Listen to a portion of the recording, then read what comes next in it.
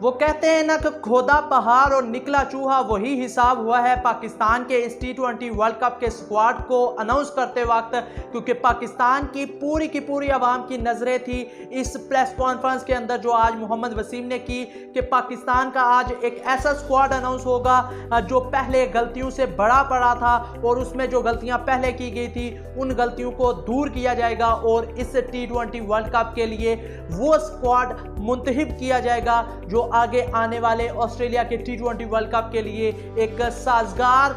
माहौल प्रोवाइड कर सकता पाकिस्तान के क्रिकेट फैंस को और एक अच्छा स्क्वाड मुंतखब हो सकता। लेकिन आज जो स्क्वाड अनाउंस किया गया है उसका पोस्टमार्टम करेंगे आज की इस वीडियो के अंदर और आपको बताएंगे कि किस खिलाड़ी को शामिल करना चाहिए था, किस खिलाड़ी को शामिल नहीं करना चाहिए था और वो कौन से खिलाड़ी हैं जिनको इस स्क्वाड के अंदर ज़रूर होना चाहिए था। उम्मीद करता हूं कि ये वीडियो आपको पसंद आएगी। अगर पसंद आई तो लाइक ज़रूर करना, चैनल को भी सब्सक्राइब करना और बेल के आइकन को लाजमी प्रेस करना ताकि जो भी वीडियोस आने वाले दिनों में अपलोड करूं वो आप तक जल्द अज जल्द पहुंच सके। उम्मीद करता हूं कि और यकीन भी है कि आप लोग सब लोगों को इस स्क्वाड का पता भी चल चुका होगा कि कौन से 18 रुकनी स्क्वाड में खिलाड़ी शामिल हुए हैं। लेकिन एक बार फिर आपको मैं नाम बता देता हूं और उसके बाद फिर फर्दन जो है खिलाड़ियों के ऊपर बात करेंगे कि किस खिलाड़ी को इस स्क्वाड के अंदर होना चाहिए था और किसको नहीं होना चाहिए था और जिसको नहीं होना चाहिए था उसकी जगह किस खिलाड़ी को होना चाहिए था, उस पर बात करेंगे। सबसे पहले बात करते हैं जो 18 रुकनी स्क्वाड में शामिल खिलाड़ी हैं उनके हवाले से, जिसमें बाबर आजम हैं, इसके अलावा शादाब खान हैं, आसिफ अली हैं,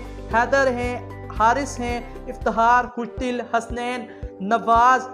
इसके अलावा रिजवान, वसीम जूनियर, नसीम शाह, शाहीन शाह अफरीदी, शान मसूद, उस्मान कादिर और उसके अलावा जो 18 रुकनी स्क्वाड में 3 एक्स्ट्रा प्लेयर्स हैं उनमें फ़खर जमान, हारिस और शाहनवाज दानी जो है वो इस स्क्वाड के अंदर शामिल हुए हैं। तो सबसे पहले तो हम ये जो 15 रुकनी स्क्वाड ऐलान हुआ है जिसका उसके ऊपर बात करते हैं जो इस स्क्वाड के अंदर मौजूद हैं। जो सबसे पहले रिजर्व खिलाड़ियों से ही शुरू करते हैं क्योंकि फ़खर जमान को रिजर्व खिलाड़ियों में शामिल किया गया है और शाहनवाज दानी को रिजर्व खिलाड़ियों में शामिल किया गया है। याद रहे कि फ़खर जमान को इंग्लैंड के खिलाफ T20 स्क्वाड का हिस्सा नहीं बनाया गया, इंजरी का शिकार हैं। और यहाँ पर आपको बताते चलें कि फ़खर जमान को कोई इंजरी नहीं है। फ़खर जमान के ऊपर जो है अब बस एक सवालिया निशान लगाया जा रहा है और उसको किसी तरह से बाहर करने की कोशिश की जा रही है। अगर हम देखें तो इस मेन स्क्वाड के अंदर कोई आपके पास ऐसा प्लेयर नहीं है जो इम्पैक्टफुल बारियां खेलता हो और जो तेज़ रन करके दिखाता हो आपके लिए। अगर अब इस स्क्वाड के अंदर देखें तो बाबर आजम आपके लिए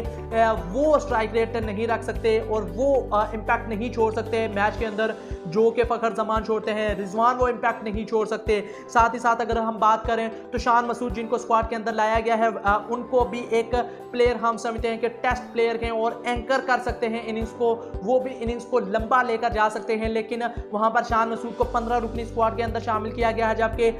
फ़खर जमान को 18 रुकनी स्क्वाड के अंदर शामिल किया गया है। यहाँ पर आपको बताते चले 18 रुकनी स्क्वाड में ज़रूर हैं लेकिन खेलेंगे वो तब ही जब ऊपर से 15 में से किसी एक खिलाड़ी को इंजरी होगी, तब ही फ़खर जमान उस स्क्वाड में शामिल हो सकेंगे। उसके अलावा वो स्क्वाड में शामिल नहीं होंगे। तो फ़खर जमान को सीना कंडीशन का जो एक टूर्नामेंट है वहाँ पर आप चांस नहीं दे रहे। यूएई के अंदर जहाँ पर आपने गलती की कि फ़खर जमान को खिलाया, वहाँ पर फ़खर जमान को नहीं खिलाना चाहिए था। वहाँ पर हैदर अली को चांस देना चाहिए था जो यूएई की कंडीशंस के अंदर स्पिनर्स के अगेंस्ट अच्छा खेलते हैं। फ़खर जमान को आपने यूएई के अंदर चांस दिया जहाँ वो अच्छी परफॉर्मेंस नहीं देते, जबकि आप उनको ऑस्ट्रेलिया में नहीं खिलाएंगे, न्यूजीलैंड के अंदर नहीं खिलाएंगे क्योंकि वहाँ पर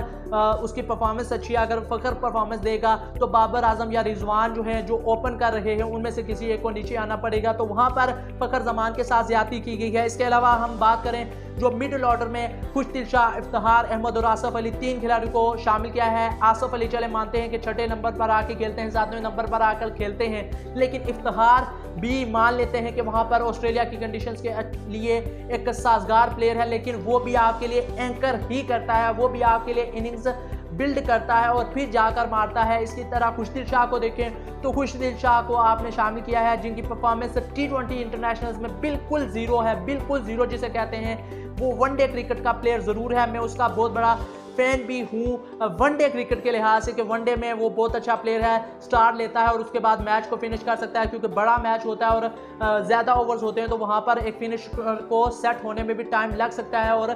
बाद में वो मार सकता है और उसने वनडे में परफॉर्म करके भी दिया और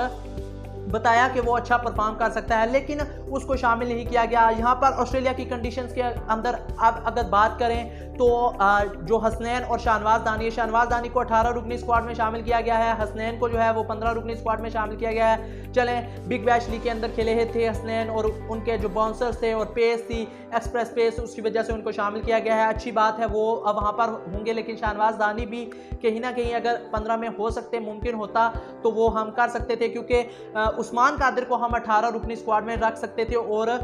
15 रुकनी स्क्वाड के अंदर शाहनवाज दानी को रख सकते थे, क्योंकि हमारे अगर नवाज और देखें शादाब खान तो वो रेगुलर खेलेंगे, लेकिन उस्मान कादिर आप सिर्फ बेंच पर बिठाए रखेंगे उनको, वो तो उसी सूरत में खेलेंगे अगर वो दोनों कोई टॉप में से आपके इंजर्ड होते हैं तो फिर उस्मान कादिर इन होते थे, तो उनको 15 रुकनी स्क्वाड में रखने का मकसद नहीं था। शाहनवाज दानी को आप रख सकते थे क्योंकि फास्ट बॉलर की रोटेशन जो है वो आप अच्छे तरीके से कर सकते थे, यहाँ पर भी गलती की गई। इसके अलावा अगर हम बात करें तो आपके पास सिर्फ एक फास्ट बॉलिंग ऑलराउंडर जो है ऑस्ट्रेलिया की कंडीशंस के अंदर होगा, जो कि मोहम्मद वसीम जूनियर है, लेकिन बैकअप के तौर पर आप रख सकते थे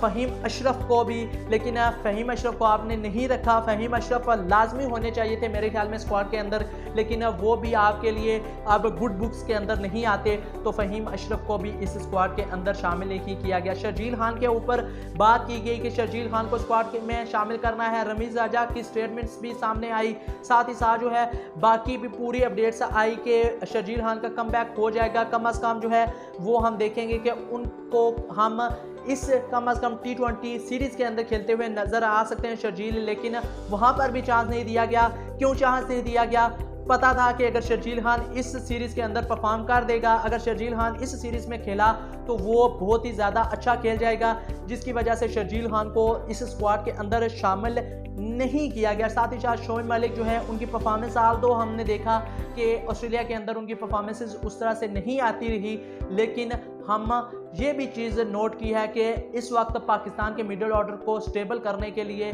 शोएब मलिक जैसा प्लेयर होना चाहिए था, और एक्सपीरियंस हमारे इस स्क्वाड के अंदर मौजूद नहीं है। जो हमने एशिया कप के अंदर मिस किया उसमें शोएब मलिक अगर होते तो शायद हम वो एशिया कप पर जीत सकते, लेकिन शोएब मलिक के हवाले से मैं इसलिए ज़्यादा जो है परेशान नहीं हूँ क्योंकि ऑस्ट्रेलिया की कंडीशंस में उस तरह से उनकी परफॉर्मेंसेस नहीं आती रही हैं। लेकिन अगर हम देखें तो खुशदिल शाह की परफॉर्मेंसेस अगर वो पाकिस्तान के अंदर परफॉर्मेंसेस नहीं दे रहे, यूएई के अंदर परफॉर्मेंसेस नहीं दे रहे, कम अज़ कम मलिक यहाँ तक पर तो परफॉर्मेंसेस देता था तो वहाँ पर भी कुछ ना कुछ वो कर लेता, इतना उसके पास एक्सपीरियंस है तो वो वहाँ पर परफॉर्मेंस करके दे सकता था। लेकिन आपने खुशदिल शाह को शोएब मलिक के ऊपर प्रेफर किया, आपने शान मसूद को प्रेफर किया फ़खर जमान और शर्जील खान के ऊपर। नो डाउट शान मसूद ने बहुत अच्छा परफॉर्म किया है, लेकिन आप शान मसूद को डायरेक्ट 15 रुकनी स्क्वाड में शामिल नहीं कर सकते थे। आप उसको सीरीज़ देते इंग्लैंड की 7 मैचेस की T20 सीरीज़, और इसमें अगर वो परफॉर्मेंस देते तो आप उसको 15 रुकनी स्क्वाड का हिस्सा बनाते। लेकिन अब जो गलतियां की हैं मेरे ख्याल में इसका खमियाजा भुगतना पड़ेगा। अल्लाह ना करे कि पाकिस्तान को इसका खमियाजा भुगतना पड़े, लेकिन जो स्क्वाड अनाउंस किया गया है उससे आप कोई ज़्यादा तवक्को जो है आने वाले दिनों में ऑस्ट्रेलिया के अंदर नहीं रख सकते। उम्मीद करते हैं, दुआ करते हैं हम कि आप जो सिलेक्ट हो गए हैं वो पाकिस्तान के लिए अच्छा परफॉर्म करें और पाकिस्तान की आन, पाकिस्तान की शान बने। अल्लाह हाफिज़।